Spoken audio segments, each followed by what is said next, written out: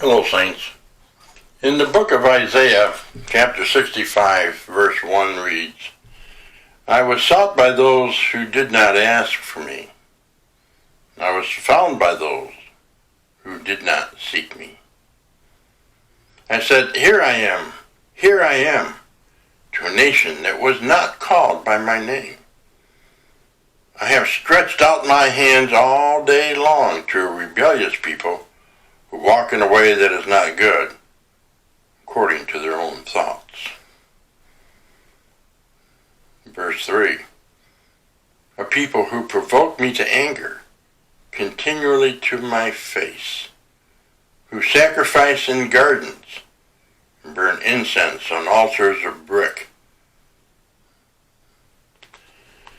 We have a God here who is found by people who aren't looking for him. Who is that? Who's not looking for God but yet finds him? Who is it here that he describes of those who have him but act like they haven't? They go worship idols, not true God. What's going on here?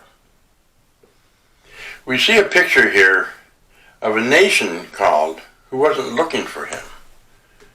Paul kind of touches on this a little bit in the little book of Ephesians there, where he talks about the great mystery of God, the community of Christ, that not only has Jews but Gentiles, the coming in of the Gentiles, those he hadn't called. But has he called them?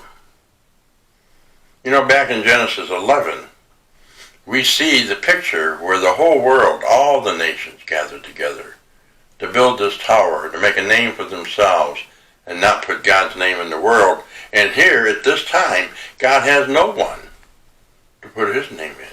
And so he needs his own nation. That's why he called Abram. We see Abram at the end of the chapter for the first time in the Bible.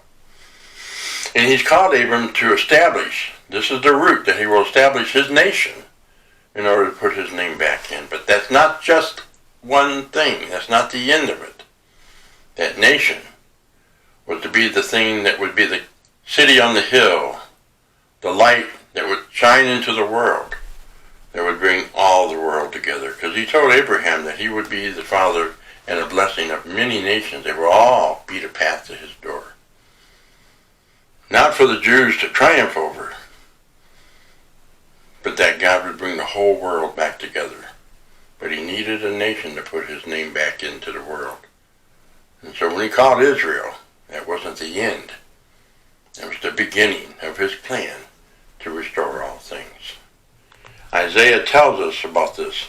He has a portent vision that God is going to have a people who weren't looking for him.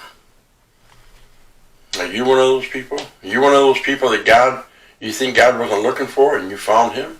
Or God found you? Was your experience one day you weren't even thinking about God and he confronted you and you said yes, acknowledged he changed your life?